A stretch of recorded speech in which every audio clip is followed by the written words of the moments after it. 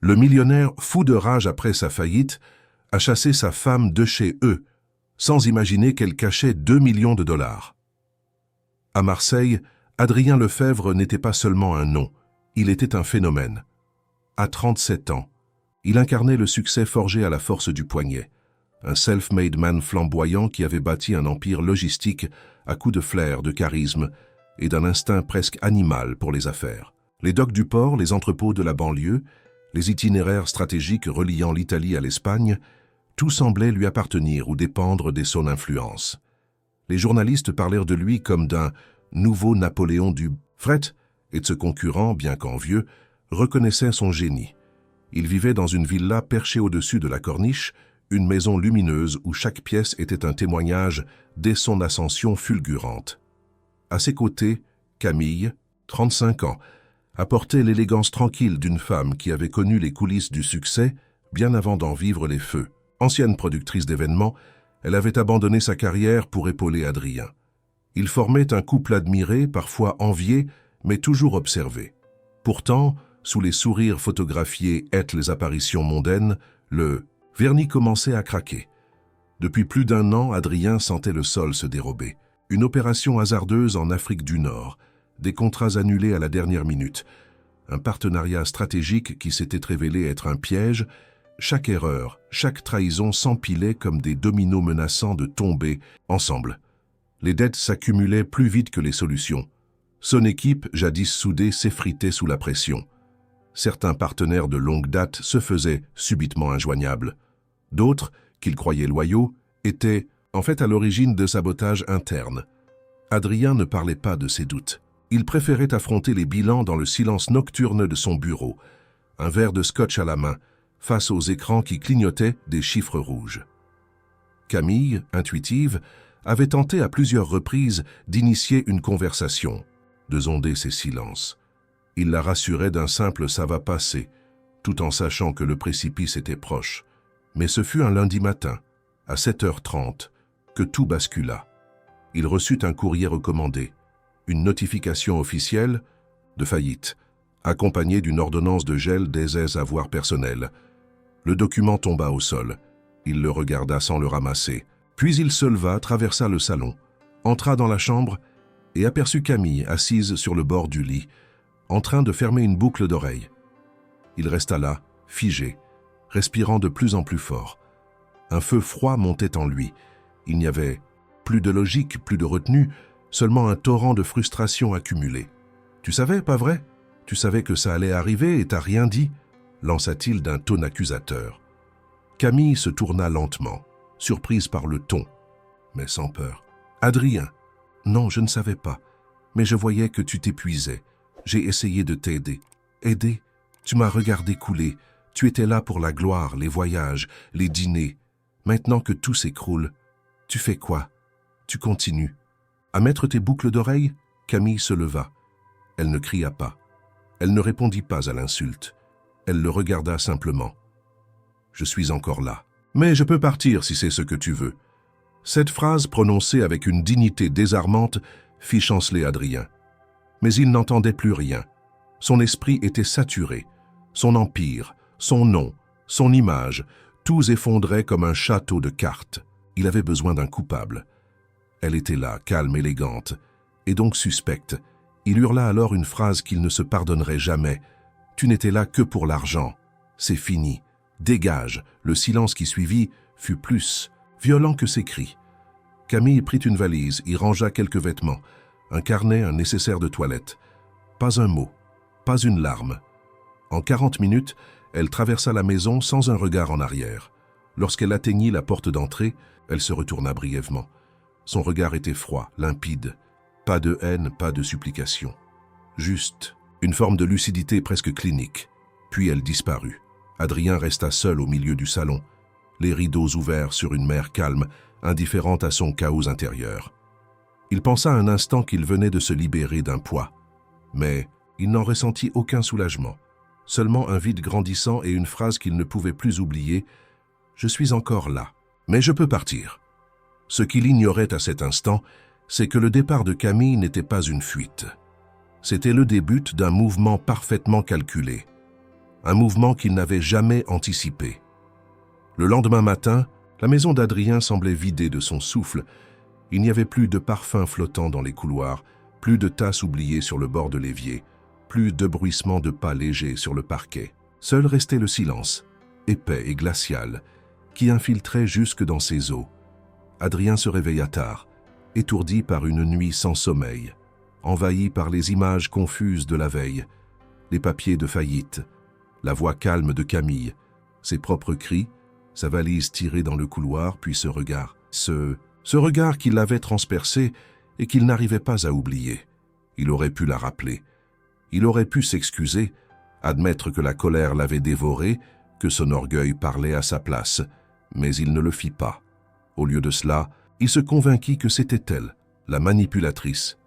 Elle qui avait profité de sa réussite, qui avait tout eu sans jamais risquer quoi que ce soit. Son esprit, dans un effort désespéré de préserver les fragments des fierté, bâtit une vérité alternative.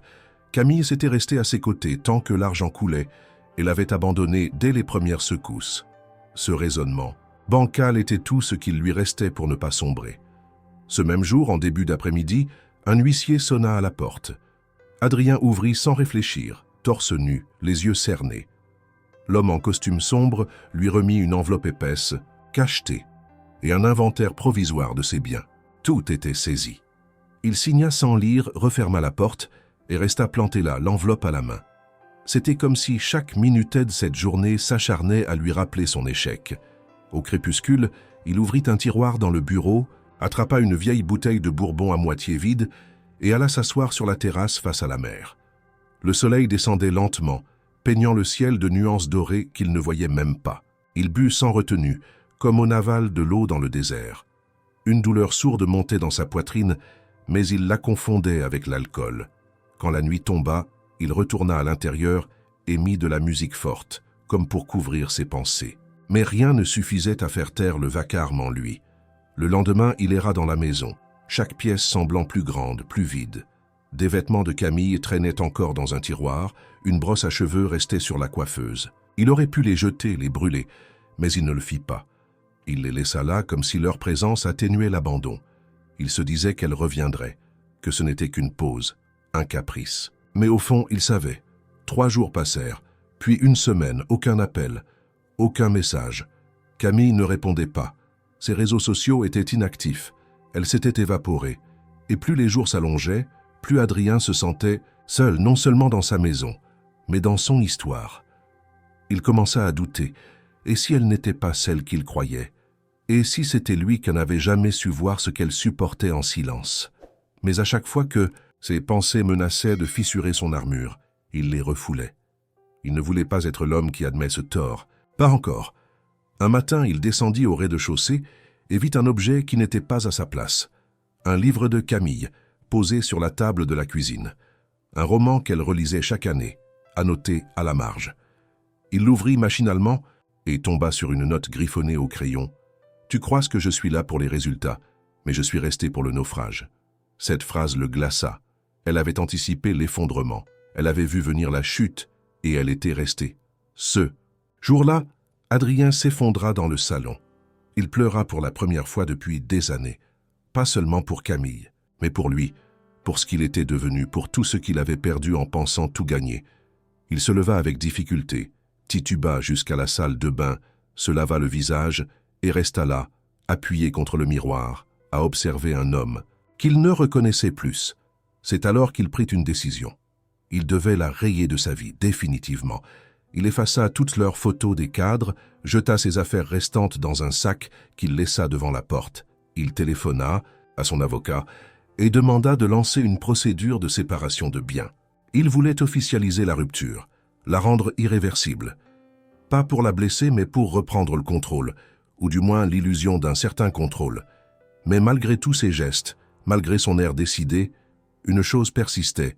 L'image de Camille quittant la maison, droite, silencieuse, avec ce regard qui n'était ni triste ni en colère, mais simplement différent. Ce regard, il le reverrait plus tard dans d'autres circonstances, et il comprendrait enfin ce qu'il signifiait. Mais pour l'instant, il n'était qu'un souvenir obsédant, une énigme non résolue. Ce qu'Adrien ne savait pas encore, c'est que, dans le silence de sa propre décision impulsive, il avait ouvert la première porte vers une vérité beaucoup plus vaste que la faillite d'un empire. Une vérité qui ne concernait pas que ses affaires ou son mariage, mais sa propre capacité à voir, à écouter, à comprendre. Et cette vérité, aussi douloureuse soit-elle, ne ferait que commencer à s'imposer. La maison d'Adrien, maintenant privée de toute chaleur humaine, ressemblait à un mausolée. Chaque pièce résonnait d'un vide inhabituel. Chaque objet semblait figé dans le temps. Il vivait au milieu des souvenirs figés, des habitudes suspendues, des objets déplacés et jamais remis en place. Une semaine était passée depuis le départ de Camille, et malgré sa tentative de tourner la page, quelque chose s'était incrusté en lui, comme une écharde qu'il n'arrivait pas à extraire. Un matin, alors qu'il cherchait un ancien dossier de contrat dans le bureau du rez-de-chaussée, il décida de fouiller le débarras attenant. Une pièce étroite où s'entassaient un carton, valise de voyage passé, outils rarement utilisés et quelques souvenirs en vrac. L'odeur de poussière et de bois sec l'assaillit dès qu'il ouvrit la porte. Il fit glisser une boîte pour atteindre une étagère au fond, et c'est là qu'il vit un tableau encadré de manière étrange, légèrement détaché du mur. En le retirant, il découvrit une cavité discrète, taillée entre deux planches de bois. À l'intérieur, un petit coffre métallique aux coins arrondis de type ancien reposait dans l'ombre. Intrigué, Adrien le prit entre ses mains. Il était plus lourd qu'il ne l'imaginait. Une serrure à code à 4 chiffres bloquait l'ouverture. Il tenta instinctivement leur date d'anniversaire, puis l'année de leur mariage. Rien. Il essaya plusieurs combinaisons, toutes en vain.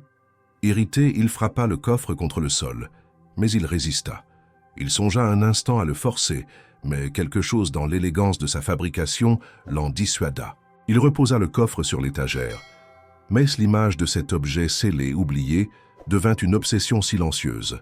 Ce même jour, en explorant une autre pièce du grenier, il tomba sur une valise en cuir usé qu'il reconnut immédiatement, comme l'une de celles de Camille, rarement utilisée appartenant à ses années de voyage professionnel. Elle était fermée à clé, mais la serrure céda facilement avec un petit tournevis. À l'intérieur, des dossiers, des carnets, des enveloppes. Rien de compromettant à première vue, mais au fond, coincé entre deux classeurs, un paquet d'extraits bancaires attira son attention. Il les étala sur la table de la salle à manger. Les feuilles étaient récentes, certaines datant de quelques mois à peine, émises par une banque en ligne peu connue. Ce qui le troubla, ce n'était pas l'existence du compte, mais les mouvements listés. Dépôts réguliers de sommes importantes, transferts vers des comptes offshore, et surtout, aucune mention de ses propres activités professionnelles. Ce n'était pas un compte lié à leur vie commune. C'était un compte parallèle, secret, méticuleusement géré par Camille. Plus il lisait, plus une certitude inquiétante s'insinuait. Camille avait organisé quelque chose. Pas une simple épargne personnelle ou une réserve d'urgence, non. Les chiffres parlaient d'un plan structuré, d'un réseau. Certaines annotations manuscrites mentionnaient des codes obscurs, des sigles incompréhensibles, des initiales sans contexte, qu'il retrouva même une feuille pliée en 4, portant cette seule phrase. CP, 2M, local final, ne jamais ouvrir.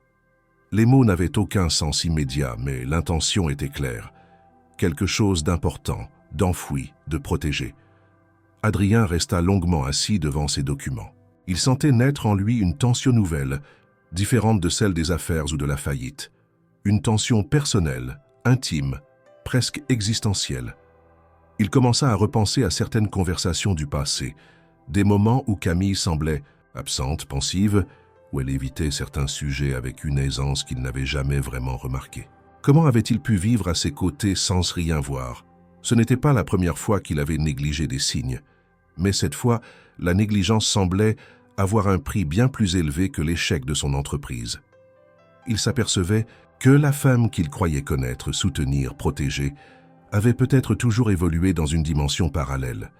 Il s'imaginait le pilier de leur foyer, le stratège du couple, mais c'était peut-être Camille qui, en silence, avait tout prévu, tout anticipé. Cette révélation le frappa comme une gifle. Non seulement il avait échoué comme entrepreneur, mais il se rendait compte qu'il avait peut-être aussi échoué comme mari. Passe parce qu'il l'avait maltraité ou ignoré, mais parce qu'il n'avait jamais pris le temps de vraiment connaître ses silences. Il avait confondu loyauté avec présence, confiance avec passivité. Pendant les jours suivants, Adrien consacra son temps à fouiller chaque coin de la maison.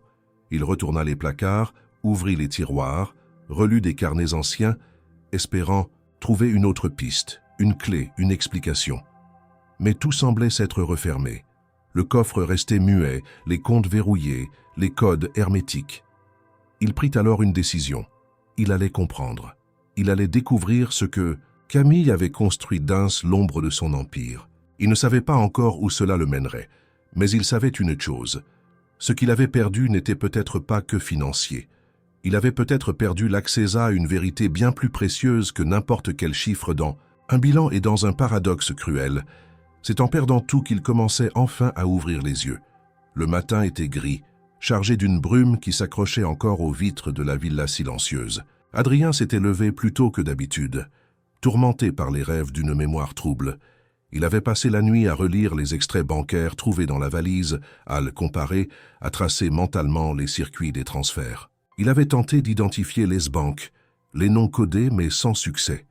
Il se sentait comme un enfant jouant à un jeu dont il ne connaissait ni les règles ni la fin. Et ce sentiment d'impuissance, déjà ravivé par la perte de son empire, grandissait à chaque page tournée. Vers 11 heures, alors qu'il s'apprêtait à préparer un café, on sonna à la porte. Adrien ne recevait plus de visites depuis la chute. Les rares amis qu'il croyait fidèles avaient disparu avec les dernières apparitions dans les médias. Il hésita un instant, puis ouvrit. Devant lui se tenait un homme mince, en costume anthracite, parfaitement ajusté, mallette de cuir noir à la main. Il avait les traits d'un homme habitué aux négociations tendues et son regard ne laissait aucune place à l'incertitude. « Monsieur Lefebvre, je suis Romain Delcourt. » Avocat. Adrien fronça les sourcils. « Vous représentez qui ?»« Madame. »« Camille Lefebvre. » Le nom, prononcé avec une précision presque chirurgicale, le traversa comme une lame fine. Il ouvrit la porte sans un mot, fit un signe de tête pour qu'il entre.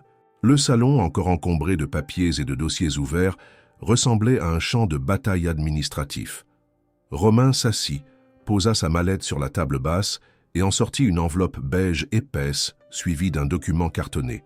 « Je suis ici pour vous remettre une assignation de divorce et un avis préalable. Madame Lefebvre souhaite que la séparation soit officialisée immédiatement, sans négociation préalable. » Adrien prit le document, le feuilleta, les mots se mélangeaient, devant ses yeux. Rupture irréversible, séparation de biens, procédure unilatérale.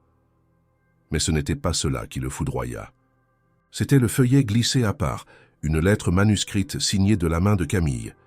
Il la lut une première fois rapidement, puis une seconde, plus lentement. Le dernier paragraphe semblait écrit au scalpel. « Tout ce que tu as perdu, j'ai récupéré, et caché. Passe par vengeance, par instinct de survie. » Il relut la phrase 3 fois. La tension dans sa mâchoire devint douloureuse. Il leva les yeux vers l'avocat. « Qu'est-ce que ça veut dire ? Je ne suis pas autorisé à commenter le contenu personnel de la lettre. Je suis ici uniquement pour la procédure. » Elle a planifié ça ? Elle a attendu que tout s'effondre. Pour frapper ? Romain resta impassible. Ma cliente a simplement agi dans le cadre de ses droits.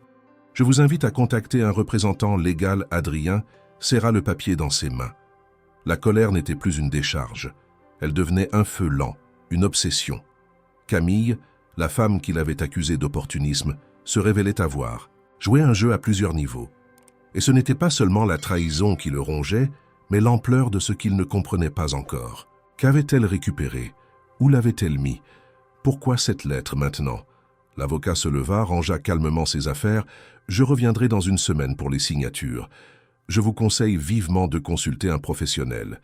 Bonne journée, monsieur Lefebvre. » La porte se referma dans un silence presque cérémonial. Adrien resta debout, immobile. Il n'avait plus la force de s'asseoir. Il se sentait nu dans sa propre maison. La phrase de la lettre tournait en boucle dans son esprit. Ce n'était pas une menace. C'était une déclaration de fait, froide, sèche, irréfutable. Il n'y avait pas de haine dans les mots, juste une certitude. Elle avait vu venir l'orage et elle s'était abritée, seule, dans les heures suivantes. Adrien ne parvint pas à se concentrer. Il relut la lettre, scruta les moindres détails de l'écriture, chercha des indices, il fouilla à nouveau les documents bancaires, compara les dates avec celles de ses propres mouvements d'entreprise. Une évidence s'imposa lentement. Certains transferts, certaines décisions, certaines absences de Camille coïncidaient parfaitement avec les moments où ses affaires avaient commencé à chanceler. Elle avait anticipé le naufrage. Elle avait même peut-être su que certains partenaires étaient en train de le trahir. Et si elle n'était pas restée passive? Et si elle avait discrètement protégé des actifs, déplacé de l'argent, assuré sa propre sécurité financière sans jamais l'informer?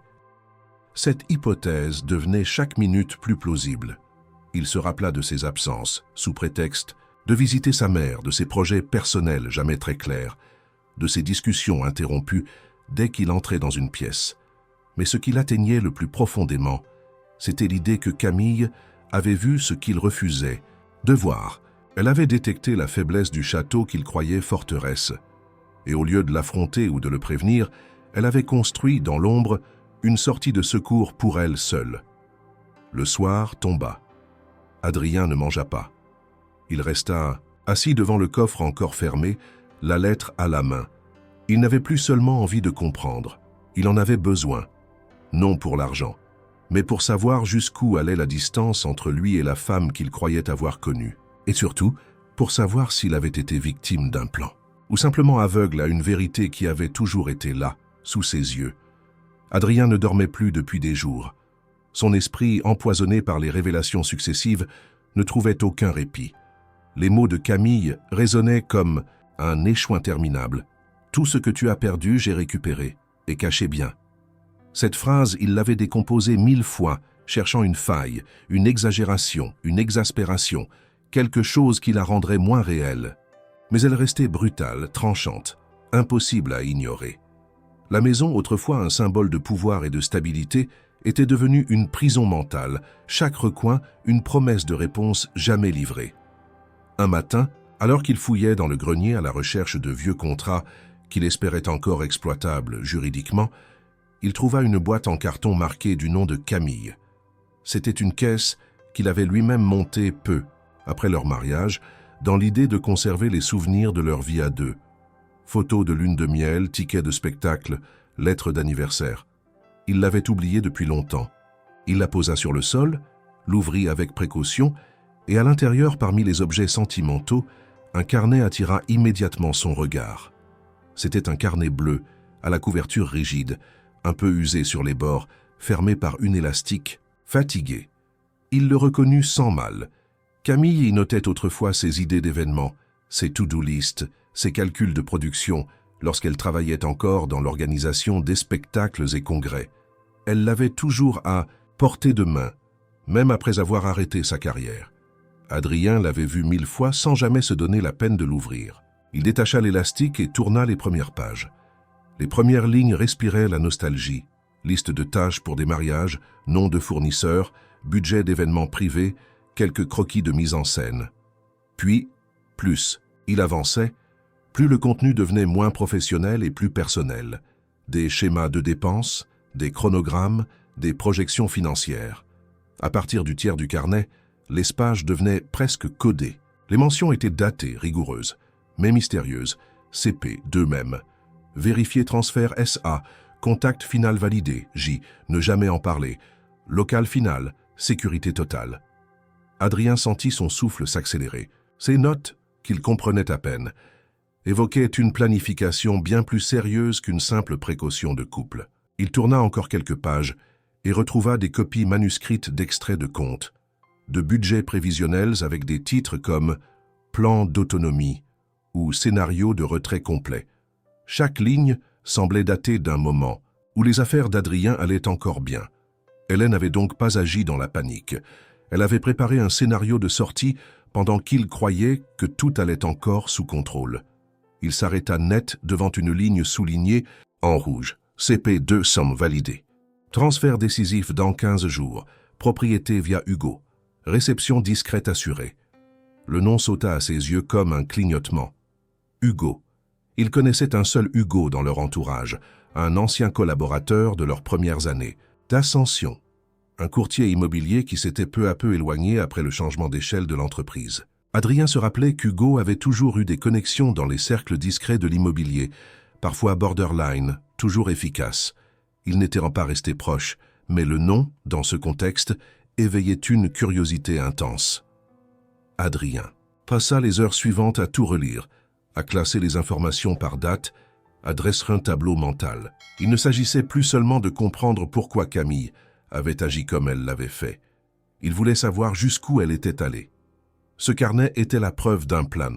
Ce qu'il cherchait maintenant, c'était les détails de son exécution. Qui était J? Quelle était cette propriété? Où se trouvait-elle? Et surtout, que représentait ce CP2M? 2 millions. Était-ce ce qu'elle avait déplacé? Était-ce lié à ce mystérieux coffre qu'il n'avait jamais réussi à ouvrir? Il ferma le carnet et descendit au salon. Il n'avait pas de plan, pas de stratégie claire, mais il sentait qu'il approchait d'un point de bascule. Ce carnet n'était pas une simple archive, c'était la carte d'un territoire qu'il n'avait jamais su qu'elle explorait. Une vie parallèle, pensée dans les interstices de leur quotidien. Camille n'avait jamais été effacée. Elle avait été silencieuse, ce qui est très différent. La nuit venue, il ne dormit pas. Il alluma toutes les lumières de la maison, étala les documents sur le sol, accrocha des feuilles au mur, dessina des flèches, entoura des noms. Il devenait un détective de sa propre histoire. Le café coulait à flot, les cigarettes s'accumulaient dans le cendrier. Il écrivait, relisait, recoupait, compulsivement, fiévreusement. Il n'y avait plus que ça qui le maintenait debout. Le besoin de savoir. Vers 5 heures du matin, il relut encore une fois la page avec la mention d'Hugo. Cette fois, il sut ce qu'il allait faire. Il appellerait ce vieil ami. Il irait au bout de cette piste, peu importe ce qu'il en coûterait. La vérité n'était plus une option. Elle était devenue une nécessité vitale. Et dans ce carnet bleu, Adrien venait de trouver la première clé d'un labyrinthe qu'il ne savait même pas exister.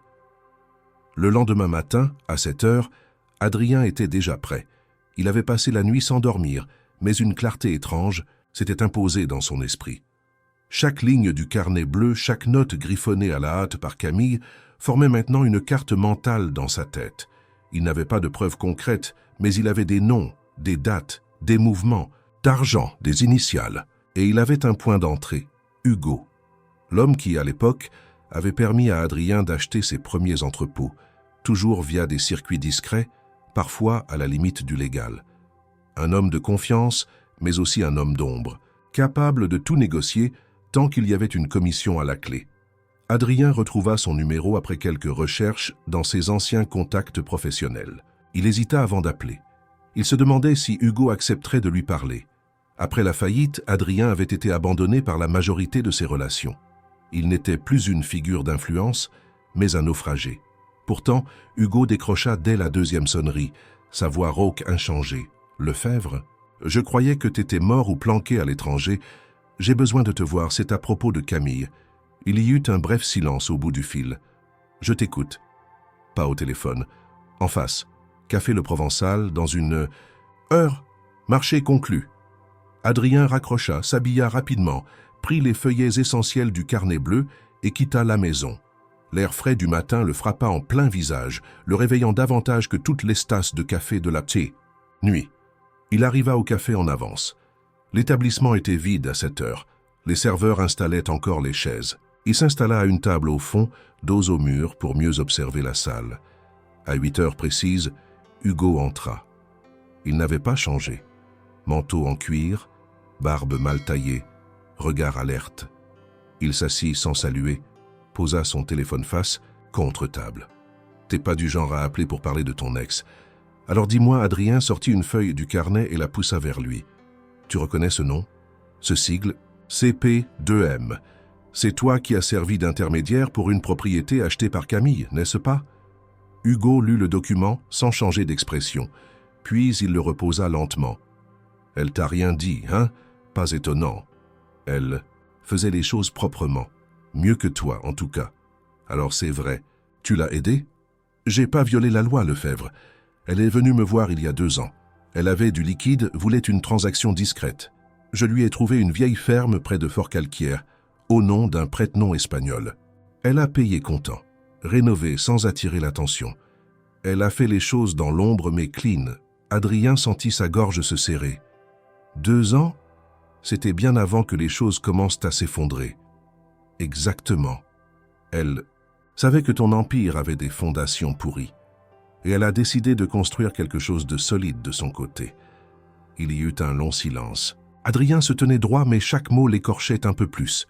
Il n'y avait plus de doute. Camille avait planifié sa fuite longtemps à l'avance. Elle n'avait pas fui, elle avait migré, lucidement. Tu sais ce qu'elle a fait de cette propriété? Tu sais pourquoi elle l'a achetée? Non. Elle a arrêté de me contacter après la transaction. Mais ce que je peux te dire, c'est qu'elle avait des objectifs très clairs. C'était pas un achat émotionnel. C'était une couverture. Elle voulait que personne, surtout toi, ne sache. Adrien posa ses 2 mains sur la table. Et tu ne t'es pas posé de questions? Tu ne t'es jamais demandé pourquoi une femme mariée, vivant dans le luxe, aurait besoin de se cacher? Hugo haussa les épaules. Je fais pas dans le sentimental. Elle voulait de la discrétion, j'ai livré. Elle a payé. Fin de l'histoire. Mais pour Adrien, ce n'était que le début. Il avait maintenant une localisation probable, une date d'achat, une transaction. Il allait retrouver cette ferme. Il allait la voir, la comprendre. Il n'avait pas de plan au-delà de ça, mais il ne pouvait plus rester passif. L'idée que Camille avait conçu une vie entière sans lui, tout en dormant à ses côtés, était trop insupportable pour être ignorée. Il quitta le café sans dire au revoir. Dans la voiture, il tapa sur le GPS le nom du village mentionné par Hugo, Forcialquier. 2 heures de route. Il démarra sans réfléchir. Pendant le trajet, son esprit alternait entre colère et fascination. Camille n'avait jamais été impulsive, elle avait toujours observé, attendu, calculé. Il revoyait maintenant certains de leurs échanges à la lumière de cette nouvelle perspective. Ses silences, ses regards, ses absences. Elle n'avait pas fui l'échec, elle l'avait anticipé. Et il n'y avait rien de plus humiliant pour lui que cette constatation. En arrivant aux abords du village, il se gara en retrait, descendit et marcha sur un chemin de terre bordé de champs. Il avait l'adresse, mais pas de certitude. Et pourtant, au détour d'un bosquet, il aperçut une maison de pierre restaurée au volet bleu clair avec un jardin cultivé, une grange attenante et une voiture moderne garée à l'abri. Tout semblait vivant, habité. Il s'approcha, lentement. Le cœur battant, il n'alla pas jusqu'à frapper. Il resta à distance. Il voulait voir, confirmer. À travers la haie, il aperçut Camille. Elle était là vêtue simplement, en train de parler à une femme plus âgée, probablement une voisine. Elle souriait, elle riait même. Il ne l'avait pas vue sourire ainsi depuis des années. C'était une autre femme, ou peut-être celle qu'elle avait toujours été, mais qu'il n'avait jamais voulu voir. Adrien recula, remonta dans la voiture et redémarra sans bruit. Il n'était pas prêt, pas encore. Il avait trouvé la preuve, la réalité, la construction. Ce n'était pas une illusion. Camille avait bâti un refuge, seul. Et désormais, chaque pas qu'il ferait vers cette vérité ne serait plus pour la reconquérir, mais pour affronter ce qu'il avait perdu bien avant qu'elle parte. La capacité de la comprendre. Le retour à Marseille fut silencieux. Adrien conduisit sans allumer la radio, sans ouvrir les vitres, comme si le bruit du monde était de trop face à ce qu'il venait de voir. Camille, rayonnante dans un jardin qu'il n'avait jamais connu, discutant tranquillement avec une voisine, comme si elle y avait toujours vécu. Aucune trace de tension dans ses gestes, aucune crispation dans ses expressions. Elle n'était pas en fuite, elle n'était pas cachée. Elle s'était simplement déplacée vers une autre version d'elle-même. Et ce constat le déstabilisa plus profondément que n'importe quelle perte matérielle. Les jours suivants, Adrien revécut mentalement cette vision. Il se réveillait avec son visage en tête, ce sourire léger, cette tranquillité déconcertante. Il ne ressentait plus uniquement de la colère ou de la suspicion. Une autre émotion plus trouble s'était glissée en lui, la confusion. Il avait cru tout comprendre de Camille. Il pensait avoir identifié les ressorts dès son comportement, les motivations derrière ses choix. Mais cette femme, là-bas, dans cette maison qu'il n'avait pas construite, ne correspondait à aucune des versions qu'il avait de son ex-femme. Il réalisa alors qu'il lui manquait quelque chose de fondamental. La vérité intime de Camille, celle qu'elle n'avait jamais dite et qu'il n'avait jamais vraiment cherché à entendre. Poussé par une impulsion qu'il ne tenta même pas de contrôler, il décida de la revoir. Pas pour lui crier dessus, ni pour réclamer quoi que ce soit. Il voulait la regarder dans les yeux, l'écouter. Il voulait enfin savoir qui elle était devenue, ou peut-être qui elle avait toujours été. Il retourna à Aix-en-Provence, pensant que dans une ville où elle avait des racines professionnelles, elle reviendrait peut-être, au moins pour des rendez-vous ou des courses. Il s'installa dans un café central qu'il fréquentait autrefois. Il attendit, plusieurs heures, plusieurs jours. Et un matin, elle apparut. Elle entra dans l'établissement comme si de rien n'était, vêtue d'une robe d'été sobre mais élégante, les cheveux relevés en chignon flou, une sacoche brune à l'épaule. Elle ne semblait pas pressée. Elle commanda un café, s'installa à une table à la fenêtre. Adrien se leva sans réfléchir et marcha vers elle. À mi-chemin, elle leva les yeux. Leurs regards se croisèrent. Aucun choc, aucun sursaut. Juste un calme étrange, comme si cette rencontre avait toujours été prévue. « Tu veux t'asseoir » dit-elle simplement. Il hocha la tête, prit place en face d'elle. Pendant quelques secondes, ils restèrent en silencieux. Adrien la scruta. Ce n'était pas sa posture qui avait changé, c'était son aura. Camille dégageait désormais une assurance qu'il ne lui connaissait pas celle d'une épouse fière ou d'une femme en représentation. Une assurance plus profonde, plus enracinée, presque tranquille. « Tu vis là-bas à Forcalquier » demanda-t-il. « Depuis un moment, oui. Depuis avant la faillite. » Elle prit une gorgée de café, posa la tasse avec soin. « Depuis que j'ai compris que tu allais tomber et que tu m'entraînerais dans ta chute si je ne faisais rien. » La réponse était frontale, sans détour. Adrien cligna des yeux. Elle ne cherchait pas à le blesser. Elle énonçait des faits. « Tu aurais pu me le dire ? Tu m'aurais écouté ?» Il n'eut pas besoin de répondre. Ils savaient tous les deux que non. Il aurait balayé ses inquiétudes, lui aurait dit qu'il maîtrisait tout, qu'il avait des plans. Il aurait vu dans ses doutes une attaque, pas une alerte. « Tu as préparé ta sortie bien avant la fin, souffla-t-il. J'ai préparé ma survie, Adrien, et je n'en ai jamais été fier, mais j'ai dû choisir entre rester et sombrer avec toi, ou partir et me retrouver. » Il posa les mains sur la table, légèrement tremblante. « Et tu t'es retrouvée ?» Elle sourit doucement. « Je crois, oui. » « Et toi ?» Il ne répondit pas. Il ne le pouvait pas encore. Il la regarda plus longuement, comme s'il essayait de capter chaque nuance de son visage, chaque souvenir figé. Ce n'était pas du regret qui l'envahissait, mais une forme de reconnaissance douloureuse. Camille n'était pas devenue une autre. Elle avait cessé de se diminuer pour qu'il se sente grand. Tu avais des comptes, de l'argent. Tu avais tout organisé. Je n'ai volé personne. Ce que j'avais, je l'avais gagné ou hérité. Je l'ai juste gardé pour moi. Ce que j'ai fait de mal, c'est de ne pas t'en parler. Mais à l'époque, tu étais incapable d'entendre autre chose que tes certitudes. » Il comprit alors que sa chute n'avait pas été provoquée uniquement par ses erreurs financières ou les trahisons d'associés. Elle avait aussi été le fruit d'une surdité volontaire, d'une incapacité chronique à écouter ceux qui l'aimaient. Il avait voulu être le héros, mais il n'avait jamais vraiment regardé ceux qui marchaient à ses côtés. Camille se leva. « Je dois y aller. Tu vas bien ?» Elle le fixa un instant. « Mieux qu'avant. Et toi, Adrien ?» Il répondit sans détour. « Je commence à voir. C'est un début, non ?» Elle acquiesça, puis tourna les talons, sortit calmement. Il ne la suivit pas. Il n'en ressentait pas le besoin. Le passé n'avait pas disparu, mais quelque chose venait de se redéfinir. Camille ne portait plus ses réponses. Elle n'était plus une énigme à résoudre. Elle était devenue un miroir. Et ce qu'Adrien y voyait, enfin, c'était lui-même. Adrien, après sa rencontre avec Camille à Aix-en-Provence, rentra chez lui avec un mélange étrange d'apaisement et de vertige. Ce qu'il avait vu dans les yeux de son ancienne épouse ressemblait plus à de la colère ni à du chagrin.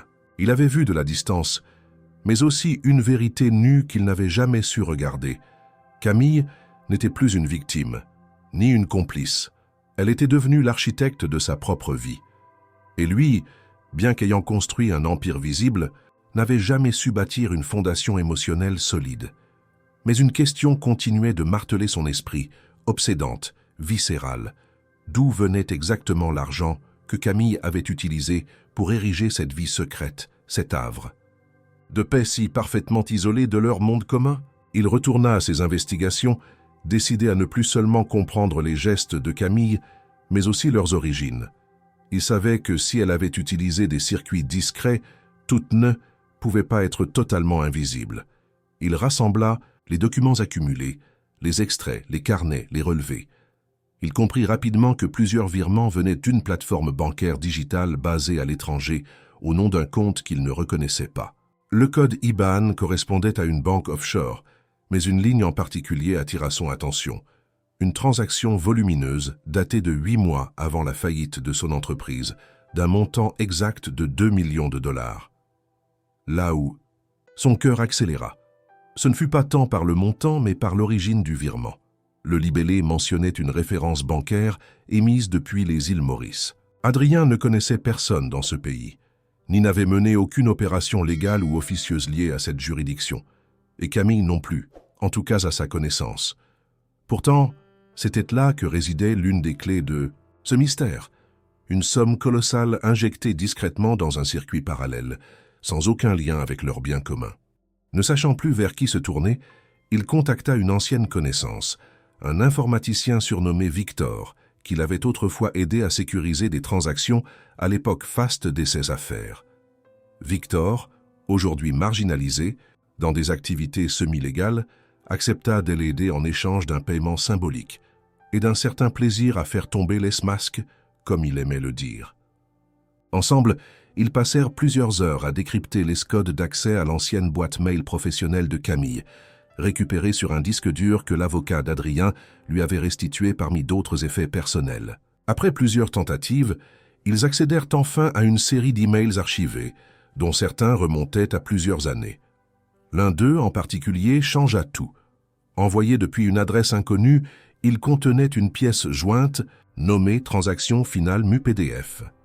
Le message était laconique, conforme aux termes établis. « Transfert final effectué. Merci pour votre discrétion ». Le fichier s'ouvrit sur un reçu officiel d'une banque privée opérant depuis Port-Louis, capitale de l'île. Le document attestait d'un transfert de 2 millions de dollars vers un compte appartenant à Camille Lefebvre, au titre de « Liquidation privée d'actifs fonciers, héritage secondaire ». L'expéditeur légal était un cabinet notarial, basé à Genève. Agissant comme intermédiaire fiscal, Adrien sentit sa nuque se contracter. Ce document prouvait que Camille possédait cette fortune, bien avant que son monde à lui commence à s'effondrer. Ce n'était donc pas de l'argent volé à leur communauté, ni détourné de ses affaires. C'était un capital silencieux, dissimulé, peut-être même protégé délibérément de lui. L'expression « héritage secondaire » éveilla une mémoire vague. Il se rappela qu'au tout début de leur relation, Camille avait évoqué de manière très floue un oncle lointain établi en Afrique. À l'époque, Adrien n'avait prêté aucune attention à ce détail. Il n'était pour lui qu'un bavardage à deux familles. Et pourtant, ce détail oublié avait peut-être été l'un des piliers secrets de la fortune actuelle de Camille. Il relut le reçu encore et encore. Chaque mot validait une nouvelle version de l'histoire. Camille n'avait jamais été dépendante de lui. Elle n'avait jamais compté uniquement sur ses réussites.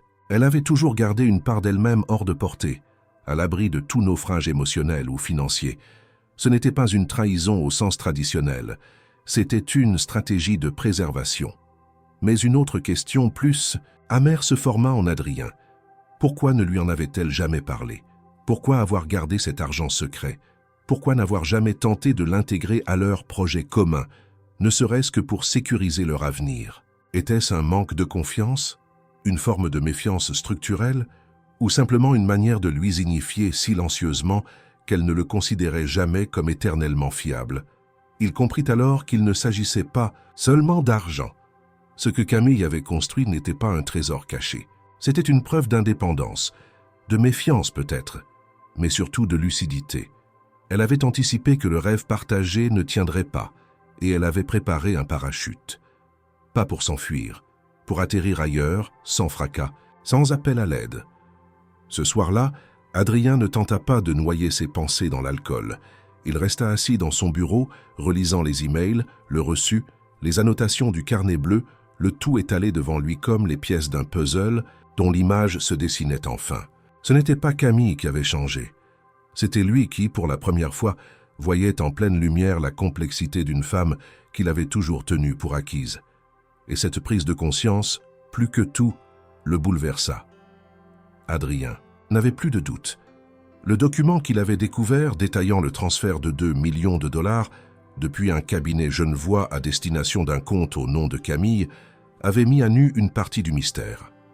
Ce n'était pas seulement une affaire des stratégies, ni un simple mécanisme de sauvegarde financière. C'était le témoignage d'une histoire qui s'était écrite en parallèle de la sienne, silencieuse, protégée, indépendante. Mais il lui manquait encore une pièce, comprendre ce que représentait ce fameux héritage secondaire. Il devait en trouver l'origine, non pas pour revendiquer quoi que ce soit, mais pour comprendre enfin pourquoi Camille avait choisi de le garder secret. Il pensa à la seule personne encore en vie qui pourrait éclairer cette partie du passé, la mère de Camille, Suzanne. Une femme discrète, cultivée, autrefois institutrice qui vivait en retrait dans un petit appartement de Toulon. Adrien l'avait toujours respectée, même s'il ne l'avait jamais réellement connue. Leurs rencontres étaient à rester courtoises, protocolaires, limitées aux fêtes de fin d'année ou aux anniversaires. Mais il savait que si quelqu'un pouvait lui parler du passé de Camille, de ses racines familiales, c'était elle. Il téléphona d'abord. Elle répondit d'une voix calme, reconnaissant immédiatement sa voix. « Adrien, c'est une surprise. Bonjour Suzanne, j'aimerais vous voir. C'est important. C'est à propos de Camille. » Il y eut un silence bref, comme si elle évaluait ses intentions. « D'accord, demain à 10 heures. Je vous prépare un café. » Le lendemain matin, Adrien se présenta à la porte de l'immeuble de Suzanne, légèrement nerveux. Elle l'accueillit avec un sourire poli, mais sans chaleur. Ils s'assirent dans le petit salon, clair, rempli de livres, de plantes en pot et d'objets anciens soigneusement disposés. Adrien alla droit au but. « Je suis désolé de venir comme ça. Je ne veux pas causer de troubles, mais j'ai besoin de comprendre quelque chose que Camille ne m'a jamais dit. Il s'agit d'un héritage. Un terrain, apparemment, vendu il y a quelques années. Il y a eu un transfert important. Depuis les... Elsmaurice. Suzanne posa lentement sa tasse. Elle ne vous en a jamais parlé, n'est-ce pas? Adrien secoua la tête. Non, jamais. Et c'est ça qui me hante. Suzanne resta silencieuse un moment, regardant par la fenêtre. Camille avait un oncle, le frère de son père, Jacques. Il vivait entre le Kenya et les Seychelles. Il n'était pas vraiment proche de la famille. Un homme libre, fantasque, passionné par la botanique. Il n'avait ni enfant ni attache. Mais il adorait Camille. Il l'avait rencontrée quand elle avait 17 ans. Elle lui avait écrit une lettre pour un devoir d'école, une sorte de projet d'interview fictive avec un membre éloigné de la famille. Contre toute attente, il avait répondu, et ils avaient continué à s'écrire pendant des années. Elle marqua une pause. Quand il est mort, il a laissé tout ce qu'il possédait à Camille. Un terrain immense sur la côte sud du Kenya, dans une zone en voie de développement touristique. À l'époque, ces terrains ne valaient pas grand-chose. Mais quelques années plus tard, une entreprise d'hôtellerie s'y est intéressée. Ils ont fait une offre. Camille a accepté. Elle a tout géré depuis Genève, en toute discrétion. Elle n'a rien dit à personne, pas même à moi. Adrien l'écoutait sans l'interrompre. Chaque mot confirmait ce qu'il avait deviné, mais apportait aussi une dimension nouvelle. Ce n'était pas une manœuvre froide. C'était une transmission chargée d'émotions, de liens, d'intimité. Pourquoi, à votre avis, elle ne m'a jamais rien dit? Suzanne le fixa alors longuement. Parce qu'elle vous aimait, et elle savait que vous auriez voulu l'intégrer à vos projets, l'utiliser comme levier. Camille ne voulait pas être sauvée. Elle voulait avoir une porte désortie, juste, au cas où. Elle ne me faisait pas confiance. Elle vous faisait confiance pour 1000 choses, mais pas pour la prudence. Vous étiez toujours dans l'attaque, dans la conquête. Camille, elle, était dans la résistance, dans la prévoyance. Elle avait besoin de garder un espace où vous ne pouviez pas intervenir. Passe par rejet. Mais pour ne pas se perdre, Adrien sentit sa gorge se serrer. Il ne pouvait pas nier la véracité de ses paroles. Il se revit des années auparavant, refusant ses conseils, balayant ses inquiétudes, promettant que tout allait marcher parce que c'était lui. Il avait voulu la rassurer, mais en réalité il l'avait étouffée.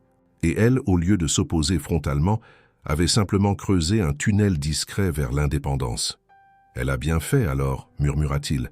Elle a survécu, Adrien. Ce n'est pas la même chose que réussir. Ne confondez pas, Suzanne. » Lui tendit une enveloppe. Camille m'a demandé il y a 2 ans de vous remettre ceci. Seulement si un jour vous veniez me poser des questions. » Adrien, surpris, prit l'enveloppe. À l'intérieur, une lettre écrite de la main de Camille. Il la lut lentement. « Si tu lis ceci, c'est que tu as commencé à ouvrir les yeux. Tu crois que j'ai caché l'argent pour me protéger de toi. Ce n'est pas ça. Je l'ai caché pour ne pas devenir une extension de toi. Parce que je savais qu'un jour, tu te demanderais comment j'ai pu me construire seul. La réponse est simple. Je me suis construite dès le jour où j'ai compris que tu ne me voyais plus. Et ce jour-là, j'ai su que l'amour ne suffisait pas toujours. Il faut aussi pouvoir exister. » Adrien replia la lettre, les mains tremblantes. Il remercia Suzanne, sortit de l'appartement et marcha longtemps dans les rues de Toulon. Il n'était plus en colère. Il n'était même plus perdu. Il était devant la vérité nue. Camille n'avait jamais été son adversaire. Elle avait été sa partenaire silencieuse jusqu'au jour où il avait cessé de l'écouter. Et à partir de ce moment, elle avait appris à vivre sans lui.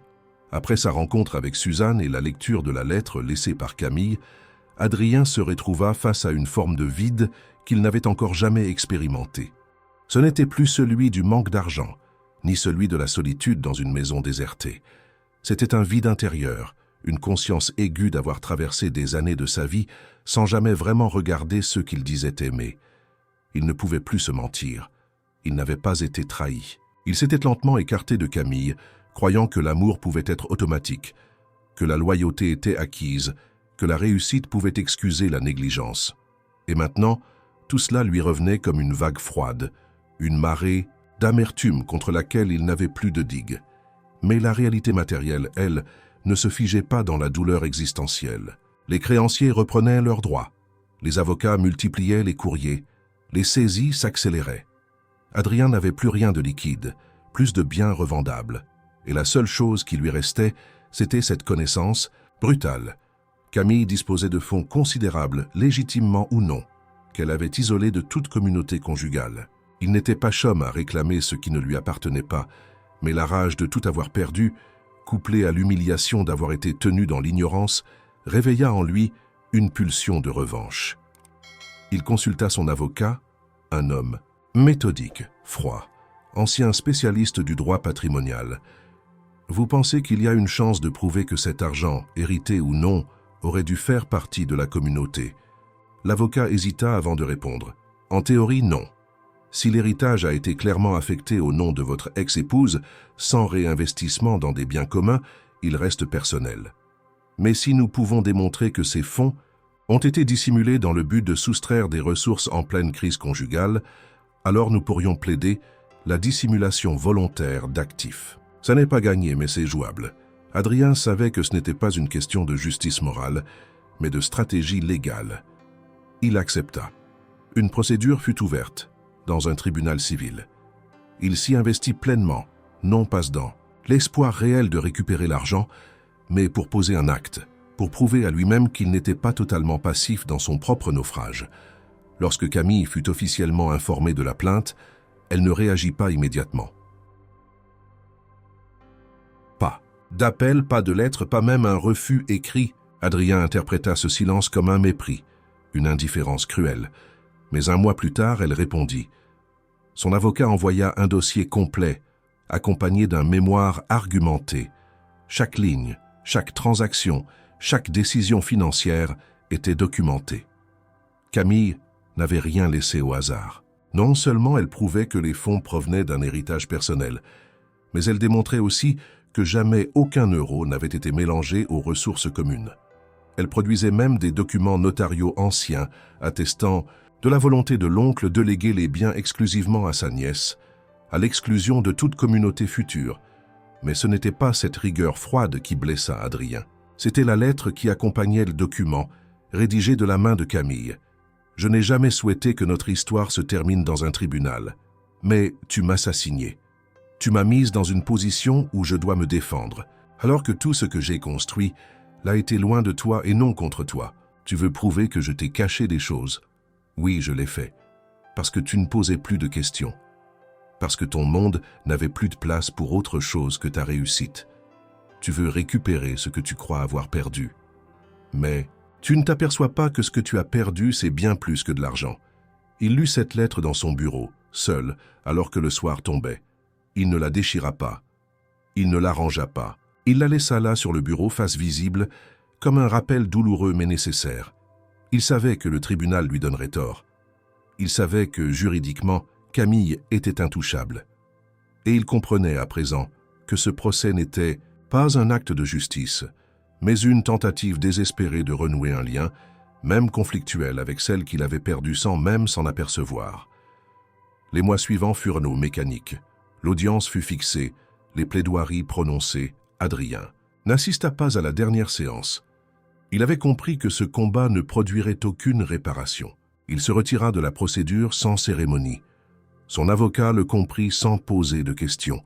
La presse, qui avait autrefois encensé Adrien Lefebvre comme une figure de la nouvelle économie marseillaise, publiait désormais des entrefilets discrets sur sa chute.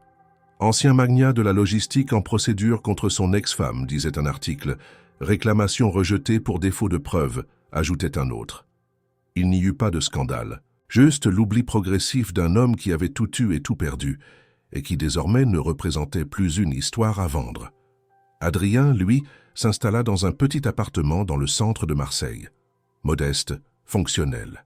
Il vendit ce qu'il pouvait encore, paya ses dettes prioritaires, et se mit à travailler comme consultant indépendant pour de jeunes entrepreneurs contre des honoraires dérisoires. Il n'avait plus d'ambition dévorante. Il voulait juste retrouver une forme de dignité dans la simplicité. Mais chaque soir, en rentrant chez lui, il ouvrait la boîte où il conservait les documents liés à Camille. Non plus comme des pièces à conviction, mais comme des fragments d'une histoire qu'il apprenait tardivement à relire. Il ne cherchait plus à la comprendre, elle. Il cherchait à comprendre l'homme qu'il avait été. Et cette quête silencieuse, lucide, était désormais sa seule vraie richesse. L'audience finale approchait, et Adrien, malgré son retrait personnel du procès, ne pouvait empêcher de suivre chaque développement par le biais de son avocat.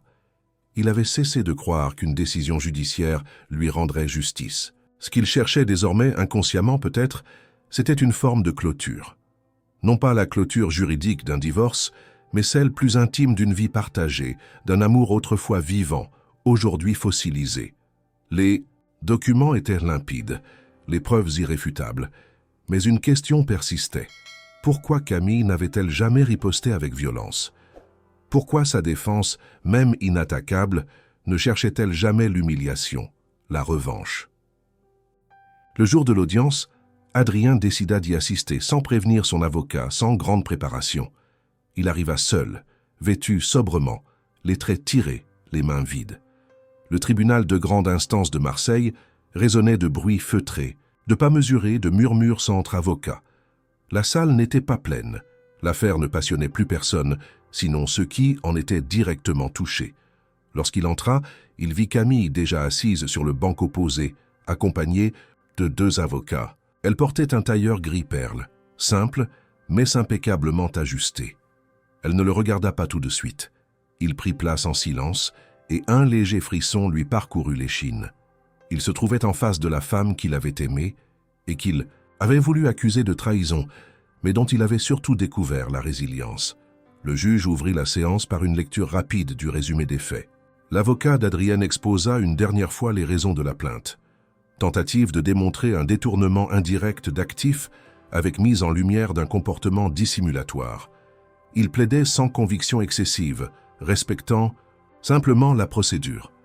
L'avocate de Camille prit la parole avec calme, déroulant les pièces jointes déjà présentées, confirmant chaque mouvement financier, chaque clause notariale, chaque justification. Rien de nouveau, rien d'agressif. Une défense clinique. Puis, contre toute attente, Camille demanda la parole. Le juge, légèrement surpris, accepta. Elle se leva, regarda brièvement Adrien, puis fixa l'auditoire. « Je n'ai rien fait d'illégal. Cela a été démontré. Mais je ne suis pas ici seulement pour me défendre. Je suis ici parce que je crois qu'il est encore possible d'agir avec un minimum de respect, même après la fin d'un lien aussi fort que le mariage. J'ai choisi de ne pas engager de contre-poursuite. J'ai choisi de répondre avec des faits, pas avec de la colère. Et aujourd'hui, je propose un accord. » Un murmure discret parcourut la salle. Adrien la fixait interdit. Camille sortit une feuille de son sac, la tendit à son avocat, qui la transmit au juge. Il la lut rapidement, fronça les sourcils, puis acquiesça.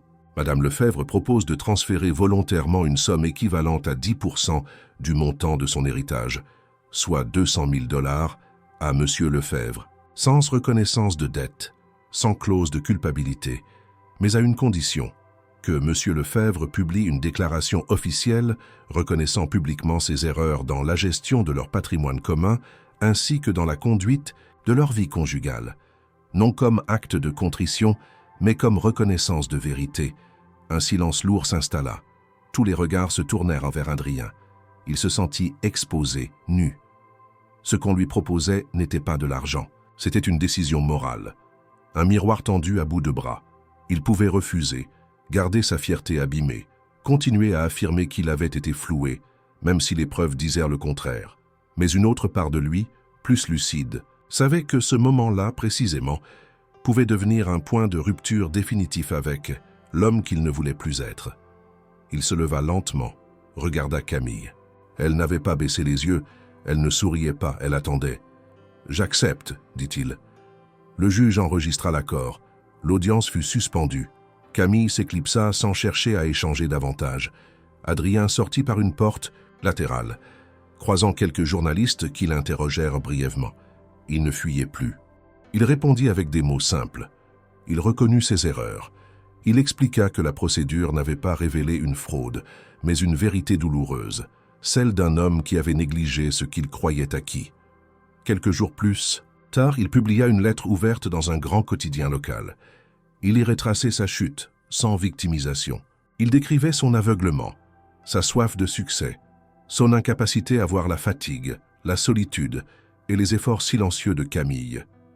Il ne la nomma pas directement, mais chaque mot portait sa présence. Il termina par ces lignes. « Je ne cherche pas à être pardonné. Je cherche à ne plus mentir, ni à moi-même, ni aux autres. L'échec est une réalité.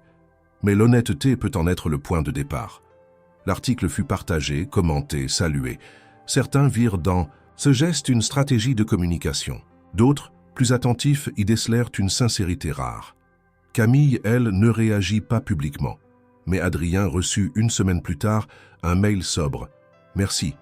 C'est plus que je n'attendais. » Il sut alors qu'il n'y aurait pas de retour, pas de pardon romantique, pas de renaissance du couple, mais il y avait eu un échange d'humanité, un acte final de vérité. Et pour la première fois depuis longtemps, Adrien sentit qu'il avait posé une pierre sur laquelle il pouvait enfin reconstruire quelque chose de réel. Les mois qui suivirent le jugement et la publication de la lettre ouverte se déployèrent dans un rythme lent, presque suspendu.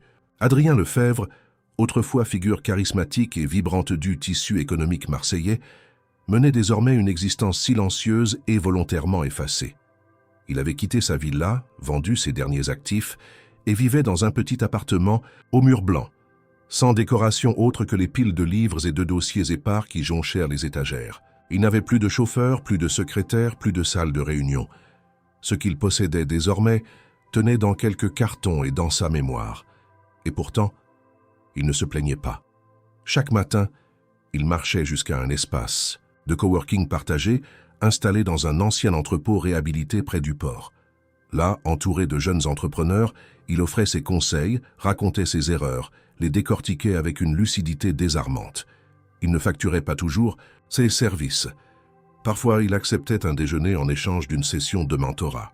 D'autres fois, il refusait toute contrepartie, convaincu qu'aider quelqu'un à éviter le piège dans lequel il était tombé était sa forme actuelle de contribution. Mais lorsqu'il rentrait chez lui, chaque soir, le silence reprenait, sa place massif, dense. Il ne s'agissait pas seulement de l'absence de Camille. C'était un vide plus profond, celui que laisse une vie entière lorsqu'elle se rétracte. Il avait des contacts, des appels sporadiques, des mails professionnels.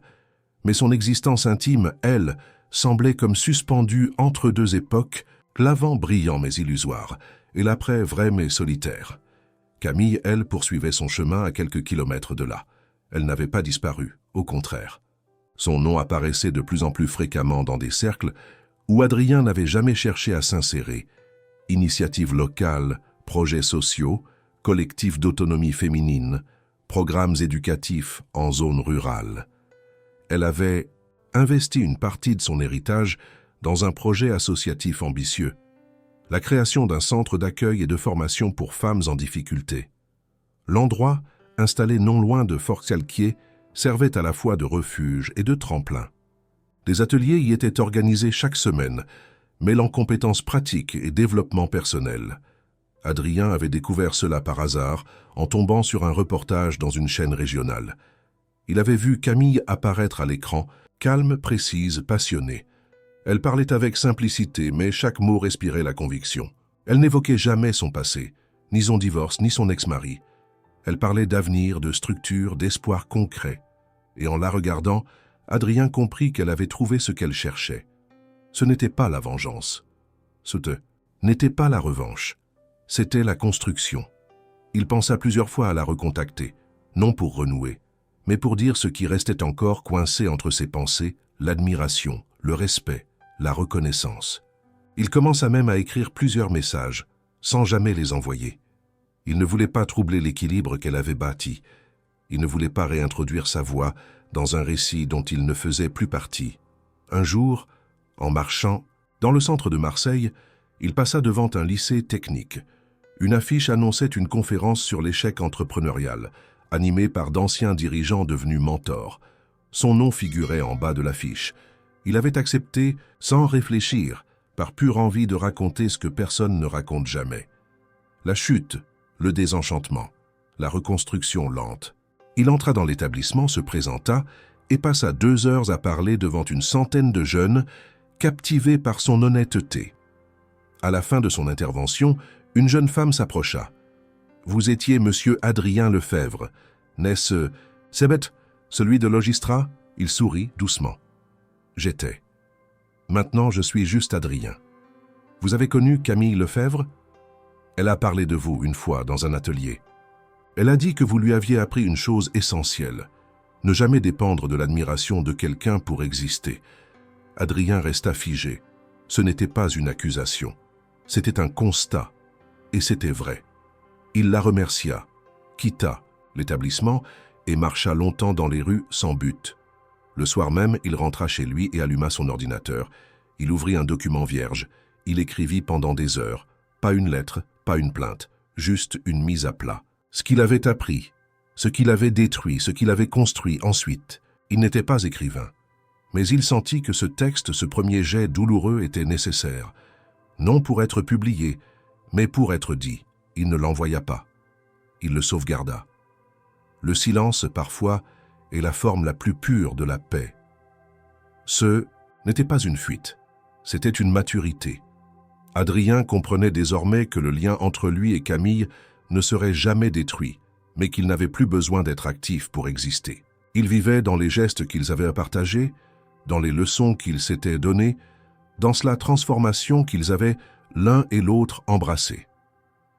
Et chaque matin, dans la lumière discrète de son petit appartement, alors qu'il se préparait un café simple, Adrien se disait qu'il n'était peut-être plus riche, ni célèbre, ni influent. Mais il avait enfin trouvé, dans le silence, une vérité stable. Il savait qui il était devenu. Et cela suffisait. Le temps avait fait son œuvre. 3 années s'étaient écoulées depuis l'audience au tribunal, depuis les lettres, les silences et les virages solitaires que chacun avait pris. Adrien avait transformé sa chute en matière vivante. Il était devenu un mentor respecté dans les milieux de la réinsertion économique, particulièrement auprès de jeunes entrepreneurs issus de milieux défavorisés. Il ne cherchait plus à prouver qu'il pouvait encore réussir. Il cherchait seulement à transmettre. Il avait fondé une petite association baptisée Se Relever, qui proposait des parcours de résilience entrepreneuriale. Et chaque mois, il racontait une partie de son histoire, non comme une légende, mais comme un avertissement. Il n'était plus riche. Il vivait modestement, payait ses factures et se sentait utile. Il avait reconstruit un lien avec ses parents, revu quelques amis perdus en chemin et commençait lentement à envisager, sans urgence, la possibilité d'une nouvelle relation. Mais Camille restait une silhouette persistante dans sa mémoire, non comme un fantôme, mais comme une encre. Elle était devenue l'image de ce qu'il avait appris à respecter après avoir cessé de vouloir posséder. Il n'espérait plus la revoir. Il n'en éprouvait même pas le besoin. Il croyait simplement que leur histoire, désormais close, avait laissé une empreinte que le temps n'effaçait pas, mais rendait paisible. Un jour, une invitation arriva dans sa boîte mail. Il s'agissait d'un congrès régional sur l'innovation sociale et la résilience économique, organisé à Avignon. On lui proposait d'intervenir aux côtés de plusieurs figures locales engagées dans des initiatives à impact. Il accepta sans lire la liste complète des intervenants. Ce n'est qu'en recevant le programme imprimé 2 semaines avant l'événement qu'il vit son nom apparaître, juste en dessous d'un autre, Camille Lefèvre. Elle devait intervenir sur la table ronde suivante à la sienne, consacrée à la transformation des héritages personnels en actions collectives. Il ne ressentit ni panique, ni exaltation. Juste une onde discrète, une vibration silencieuse. Le monde parfois a ses boucles mystérieuses. Le jour venu, Adrien monta sur scène, parla sans notes. Il raconta sa chute, sa reconstruction, ses découvertes, sans filtre. Il évoqua brièvement son mariage, sans citer Camille, mais parla de la manière dont certaines blessures invisibles modèlent plus profondément que les cicatrices visibles. Il parla d'orgueil, de négligence, de vérité lente. La salle écoutait en silence. À la fin, les applaudissements furent sobres, sincères. Il descendit de scène, s'assit au fond de la salle pour écouter les intervenants suivants. Camille monta sur scène à son tour, droite, assurée. Elle avait peu changé. Toujours cette élégance, sans effort, cette voix claire. Elle parla de son centre, des femmes qu'elle accompagnait, des projets qu'elle développait. Elle évoqua à un moment, sans tourner la tête vers Adrien, l'importance de se reconstruire dans l'ombre de ce qu'on croyait être notre identité, pour découvrir que l'indépendance n'est pas une solitude, mais une liberté. Elle parla aussi de pardon, non comme une réconciliation, mais comme un acte de clôture personnelle. Et elle conclut par ces mots « Il y a des chutes qui sauvent, parce qu'elles nous forcent à apprendre à voler sans costume. » Quand la session se termina, les participants se dispersèrent. Adrien resta assis. Il ne savait pas s'il devait aller vers elle. Ce fut elle qui s'approcha. Elle le salua d'un simple regard, puis dit « Bonjour Adrien. Bonjour Camille. » Ils se regardèrent à quelques secondes. Il n'y avait plus de tension, plus de cicatrices à rouvrir. Ils étaient devenus des gens entiers, séparés, mais apaisés. « C'était juste ce que tu as dit, » murmura-t-elle. « Et toi, c'était nécessaire. » Répondit-il. Ils échangèrent un sourire discret. Pas complice, pas nostalgique. Un sourire d'adultes qui reconnaissent enfin ce que fut leur histoire. Une leçon. « Tu vas bien ?» demanda-t-il. « Je vais mieux que jamais. Et toi ?»« Je suis en chemin. Et cette fois, j'avance pour les bonnes raisons. » Ils restèrent encore quelques instants côte à côte sans parler. Puis Camille lui tendit une carte, simple, avec une adresse et un nom. Centre Camille Lefèvre, Autonomie and Résilience féminine. Si un jour tu veux visiter, tu seras le bienvenu, je viendrai. Un mais sans illusion. Alors ce sera la meilleure visite possible. Elle tourna les talons, salua quelques collègues, puis disparut parmi les invités. Adrien ne la suivit pas du regard. Il garda la carte dans la paume de sa main, marcha lentement vers la sortie, l'air doux d'Avignon caressant son visage. Dehors, il leva les yeux vers le ciel sans but. Il savait que rien ne reviendrait. Mais il savait aussi que tout ce qu'ils avaient traversé n'avait pas été vain. Il n'y aurait pas de deuxième acte. Mais le premier avait été assez riche pour 2 vies, et c'était suffisant.